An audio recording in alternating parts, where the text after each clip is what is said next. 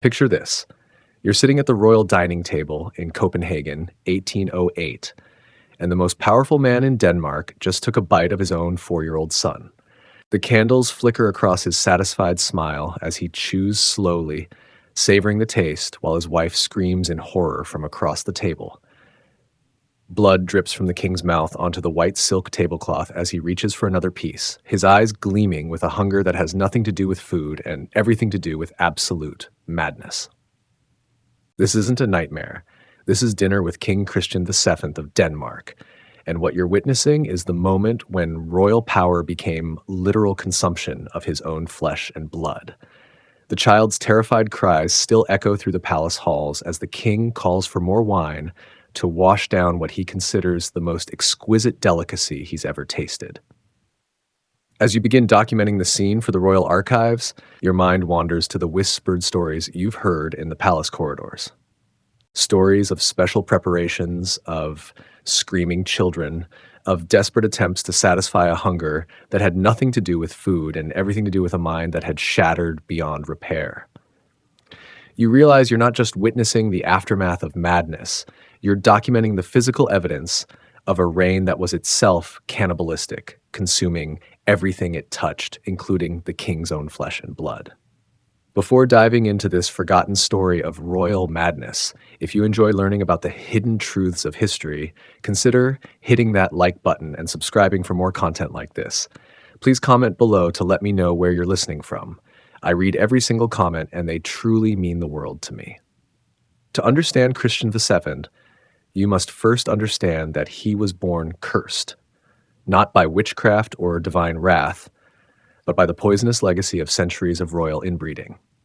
The Danish monarchy had spent generations marrying cousin to cousin, uncle to niece, creating a genetic nightmare that manifested in everything from physical deformities to severe mental instability.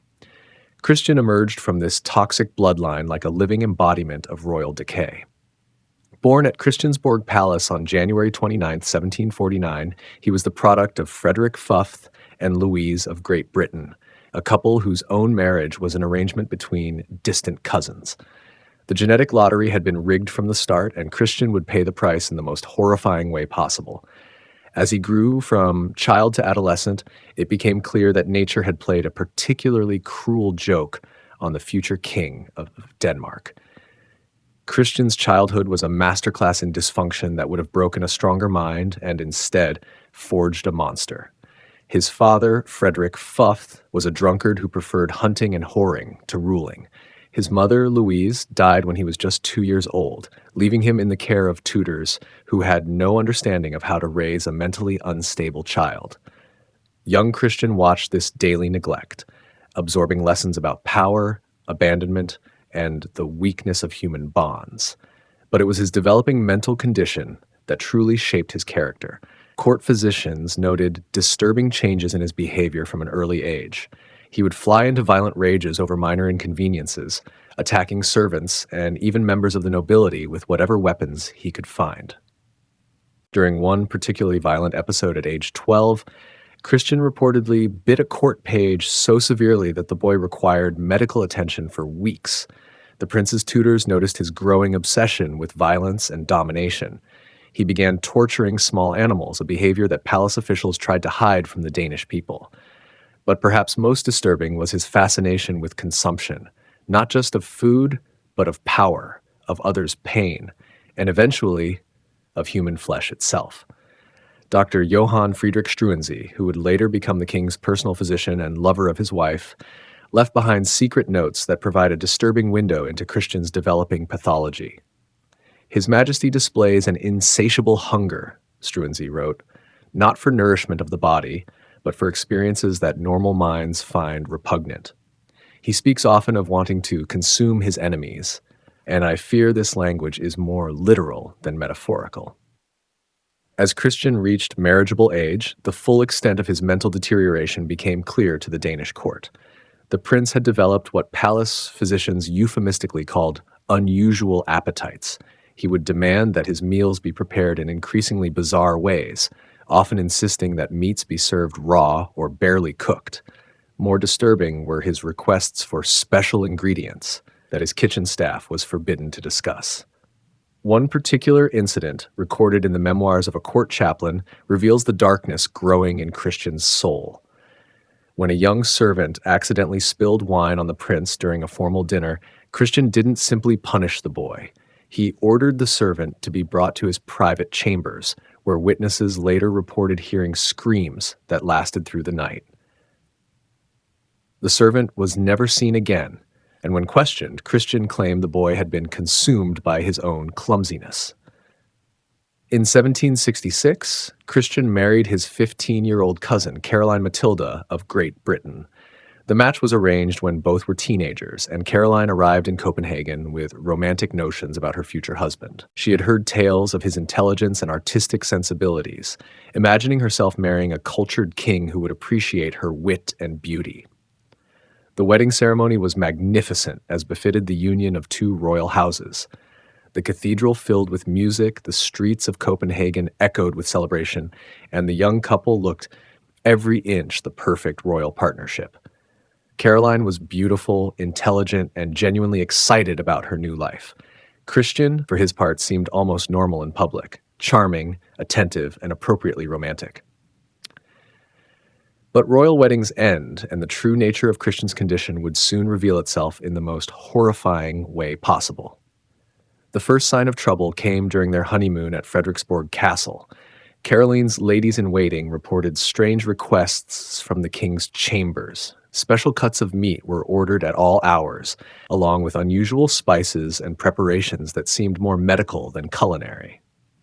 The kitchen staff whispered about orders for raw flesh and bloody delicacies that made seasoned cooks vomit in disgust.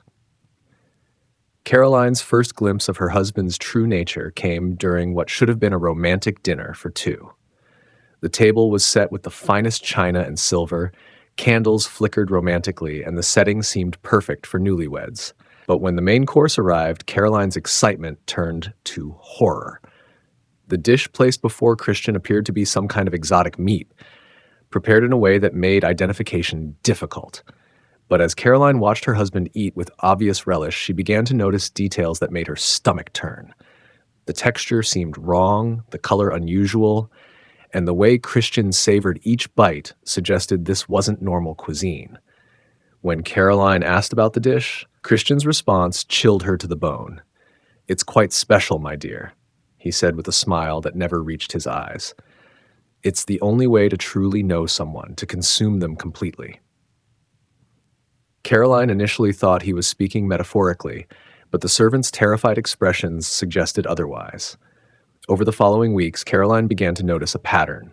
Servants would disappear from the palace without explanation, always after some minor transgression that angered the king. Christian would then request special meals that coincided with these disappearances. The kitchen staff, sworn to secrecy under threat of death, prepared dishes that they refused to discuss even among themselves. Dr. Struensee's secret medical records from this period provide disturbing insights into Christian's developing cannibalistic tendencies.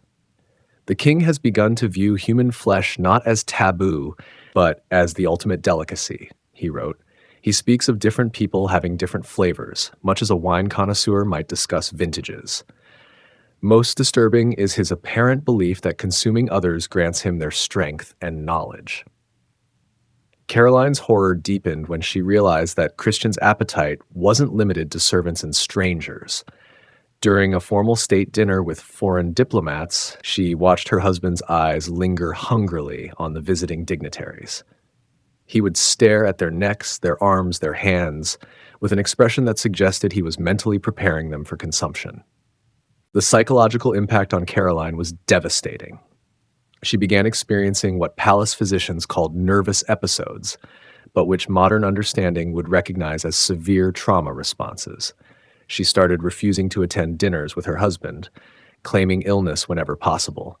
Her appetite disappeared, and she grew thin and pale, looking more like a ghost haunting the palace than a queen. But Caroline's attempts to avoid her husband's dining habits were futile. Christian began insisting that she join him for intimate meals in his private chambers, where the true extent of his madness became apparent. These weren't just dinners. They were ritualistic displays of his power and dominance. carefully orchestrated performances designed to break her spirit and ensure her compliance. The king's personal dining room became a chamber of horrors that defied description. The walls were decorated with what appeared to be hunting trophies, but Caroline began to suspect that some of the preserved specimens weren't from animals. Christian's collection included various bones, teeth, and other organic materials that he claimed were souvenirs from his conquests. During these private dinners, Christian would regale Caroline with detailed descriptions of his meal's origins. He spoke casually about the fear in his victim's eyes, the way different emotions affected the taste of flesh, and his theories about which parts of the human body provided the most nutritional value. Caroline sat frozen in terror, unable to eat, while her husband consumed dishes that her mind refused to fully comprehend. The birth of their son, Crown Prince Frederick, in 1768 should have marked a joyous occasion. Instead, it became the source of Christian's most horrifying obsession. From the moment he laid eyes on his infant son, the king began speaking about the child in terms that made Caroline's blood run cold. "Look at him," Christian would say, holding the baby with an expression of hunger rather than paternal love. "So tender, so pure. I wonder what innocence tastes like." Caroline initially dismissed these comments as the ramblings of an unstable mind, but Christian's behavior toward their son grew increasingly disturbing. The king began insisting on personally overseeing the child's feeding, claiming he wanted to ensure the baby received proper nutrition. But palace staff reported that Christian would often stare at the infant while making chewing motions with his mouth, as if he were imagining the taste. He commissioned detailed anatomical drawings of children's bodies, ostensibly for educational purposes, but the focus on muscle development and fat distribution suggested darker motivations. Dr. Struensee's notes from this period reveal the full horror of Christian's paternal instincts. His Majesty has begun to view his son not as an heir to protect, but as a future delicacy to savor. He speaks of waiting for the child to reach the proper age and development before. I cannot bring myself to write the words, but his meaning is unmistakable. Caroline's desperation to protect her son led her to make increasingly bold attempts to keep the child away from his father. She would claim the baby was ill, requiring isolation, or arrange for extended visits with nurses in remote parts of the palace. But Christian's suspicions grew, and he began to accuse his wife of deliberately keeping his prize from him. The confrontation came when Frederick was just 18 months old. Christian burst into the nursery during the child's afternoon feeding, his eyes wild with hunger and rage. Caroline tried to shield her son, but the king overpowered her with a strength born of madness. What happened next was witnessed by several servants who were sworn to secrecy but later provided testimonies that were sealed in the royal archives. According to these accounts, Christian grabbed his son from Caroline's arms and examined the child like a chef evaluating meat for purchase. He pinched the baby's arms and legs, testing for tenderness, while making comments about the child's readiness for consumption. Frederick's screams filled the nursery as his father's fingers probed and prodded, leaving bruises on the infant's delicate skin. "Not yet," Christian reportedly said, his voice filled with disappointed anticipation. "Still too young, too small, but soon. Oh, so very soon." He handed the traumatized child back to Caroline with a promise that chilled her to the bone. "I'll wait until he's properly developed. The anticipation will make the meal so much sweeter." From that moment, Caroline knew she was living with a monster who planned to murder and consume their own child. Her efforts to protect Frederick became more desperate and creative. She arranged for body doubles among the palace children, keeping her real son hidden while presenting substitutes for Christian's inspection. She bribed guards and servants to help maintain the deception, knowing that discovery would mean death for everyone involved. But Christian's madness was evolving, becoming more sophisticated and harder to evade. He began studying his son's development with scientific precision, keeping detailed records of the child's growth, weight gain, and physical changes. These notes, discovered centuries later in a hidden chamber of the palace, read like a farmer's journal, tracking livestock for slaughter. "Frederick has gained 2 pounds this month," one entry reads. "His muscle development is proceeding nicely, though he remains quite lean. I estimate another 6 months before he reaches optimal condition. The waiting grows more difficult each day, but patience is essential for the perfect meal. Meanwhile, Caroline's relationship with Dr. Struensee had evolved from medical consultation to romantic affair. The doctor's access to the king's private thoughts and his growing concern for the royal family's safety created a bond between them that quickly deepened into love. But their affair wasn't just about romance. It was about survival and the desperate hope of finding some way to save Frederick from his father's appetite. Struensee's position as royal physician gave him unique insights into Christian's condition, but it also made him a reluctant enabler of the king's madness. Christian trusted the doctor enough to share his most disturbing thoughts and fantasies, including detailed plans for how he intended to prepare and consume his son when the time came. "The king has shown me his collection of recipes," Struensee wrote in a coded journal that wasn't discovered until the 20th century. Human recipes gathered from various sources across Europe. He speaks of French techniques for preparing young flesh, Italian methods for seasoning, and German approaches to cooking that preserve tenderness. This is not madness. It is systematic planning for an atrocity beyond imagination. Christian's plans for Frederick became increasingly elaborate as the child grew. The king commissioned special cooking equipment, including ovens and roasting spits designed specifically for preparing human flesh. He imported rare spices and seasonings from across Europe, building a culinary arsenal that he intended to use on his own son. The kitchen staff lived in constant terror, knowing that they would eventually be called upon to participate in the most horrific meal in royal history. Several cooks attempted to flee the palace, but Christian's agents always brought them back.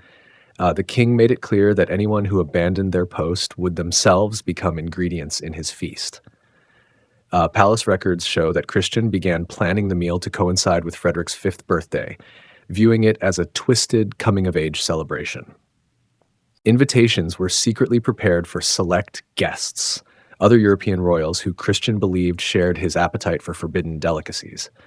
The birthday feast was to be both a family dinner and a diplomatic event, cementing alliances through shared participation in ultimate taboo. But Caroline and Struensee were developing their own plans. The doctor had been secretly documenting Christian's condition, gathering evidence that could be used to declare the king mentally unfit to rule.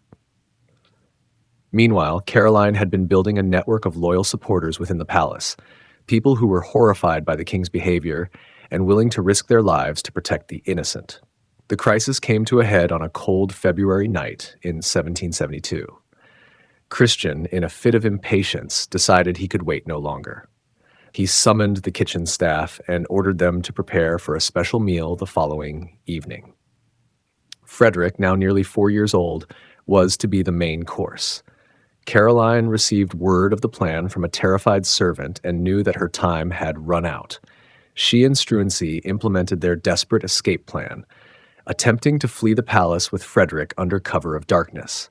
But Christian's guards were expecting such a move, and the royal family was captured before they could reach safety. What followed was a night of horror that palace staff would whisper about for generations. Christian, enraged by his wife and lover's betrayal, decided to accelerate his timeline. Instead of waiting for a formal feast, he would satisfy his hunger immediately, in the privacy of his chambers, with only Caroline forced to watch as witness to his ultimate act of dominance. The king's private dining room was prepared with meticulous care. The table was set with the finest china and silver, candles provided romantic lighting, and the atmosphere might have been mistaken for an intimate family dinner, if not for the restraints used to hold Caroline in her chair and the horrific preparations being made in the adjacent kitchen. Frederick was brought in, confused and frightened, but still trusting that his parents would protect him. The child had no understanding of what was about to happen, chattering innocently about his toys and asking when he could return to the nursery. Christian listened to his son's voice with the appreciation of a gourmet savoring the anticipation of a perfect meal. "Listen to him, my dear," Christian said to Caroline, his eyes gleaming with madness and hunger. "Such sweetness in his voice. I imagine his flesh will taste even sweeter." Caroline struggled against her bonds, had screaming threats and pleas that fell on deaf ears. The king's madness had reached its culmination, and nothing could deter him from his cannibalistic feast. The preparation took place in full view of Caroline, a deliberate act of psychological torture designed to break her completely. Christian had learned that the terror and despair of witnesses enhanced his enjoyment of the meal, and he wanted his wife to suffer as much as possible while he consumed their child. But at the moment when Christian raised the knife to begin his horrific work, something unexpected happened. Dr. Struensee, who had feigned loyalty to save his own life, struck the king from behind with a heavy candlestick. The blow didn't kill Christian, but it stunned him long enough for palace guards, who had been secretly turned by Caroline's bribes and Struensee's evidence, to intervene. The coup that followed was swift and brutal. Christian was overpowered, restrained, and declared mentally unfit to rule by a council of physicians and nobles who had finally seen enough of his madness. Caroline was named regent for young Frederick, while Struensee was secretly spirited out of the country to avoid Christian's supporters' revenge. Christian spent his final years confined to a heavily guarded wing of the palace, still ranting about his hunger and making increasingly deranged demands for human flesh. Palace staff reported that he would bite his own arms and hands when regular food was denied, attempting to satisfy his cannibalistic urges with his own body. The deposed king's final meal, according to palace records, consisted of raw meat that he tore apart with his teeth while screaming about the flavors he would never taste.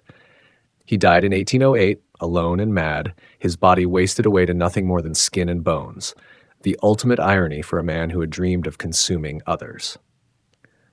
Dr. Struensee's final medical report, sealed in the royal archives, provides a chilling summary of Christian's condition. His Majesty suffered from a form of madness that transformed paternal love into literal hunger. He saw his own child not as a person to protect, but as food to consume. This was not mere insanity, it was evil given human form. The truth about Christian II's cannibalistic tendencies was hidden from the Danish people for centuries. Official histories portrayed him as a mentally ill but harmless king who required medical care. The reality that he had planned to murder and eat his own son was deemed too disturbing for public knowledge. Caroline Mathilde ruled as regent until Frederick came of age, never remarrying and never fully recovering from the trauma of her marriage. She spent her remaining years working to reform Denmark's laws protecting children and establishing institutions for the mentally ill. Her private diary, discovered only recently, reveals the permanent psychological damage inflicted by her husband's monstrous appetites. Frederick grew up knowing only that his father had been ill, never learning how close he had come to becoming a meal. The prince became a capable and compassionate ruler, perhaps influenced by his mother's protective love and her determination to create a more humane monarchy. The story of Christian II serves as a reminder that absolute power in the hands of a damaged mind can lead to horrors beyond imagination. His reign demonstrated how mental illness, when combined with unchecked authority and a complete lack of moral constraints, can transform a human being into something monstrous. Perhaps most disturbing is the realization that Christian's cannibalistic fantasies weren't unique to him.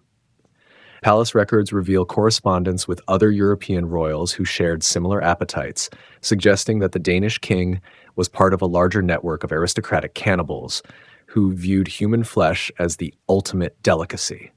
The preserved evidence of Christian's madness, his recipe collection, his anatomical studies, his detailed plans for consuming Frederick, remains sealed in Denmark's royal archives. Historians who have been granted access to these materials describe them as simultaneously fascinating and deeply disturbing, a window into the darkest possibilities of human nature when all restraints are removed. Christian VII achieved a kind of immortality, but not the kind he had sought. His name lives on not as a great king or wise ruler, but as a cautionary tale about the dangers of absolute power in the hands of a madman. His cannibalistic fantasies, hidden away in palace vaults, serve as a reminder that some appetites are too monstrous for history to acknowledge, too inhuman for legend to embrace, and too evil for time to heal. The dining room where he planned to consume his son still exists in Christiansborg Palace, now used for state functions. Visitors walk through the space without knowing they're standing where one of history's most horrific meals was planned, where a father prepared to devour his own child in the name of royal appetite. The most horrifying king in Danish history had finally found peace in death, but he had left behind a legacy that would haunt the royal family for generations. The knowledge that sometimes the greatest monsters aren't born in darkness, but in palaces, and they don't lurk in shadows, but sit on thrones, planning their next meal while the world bows before their power. What did you think of this story? Let me know in the comments below which historical figure you'd like to explore next. And don't forget to subscribe for more hidden truths from history's darkest corners.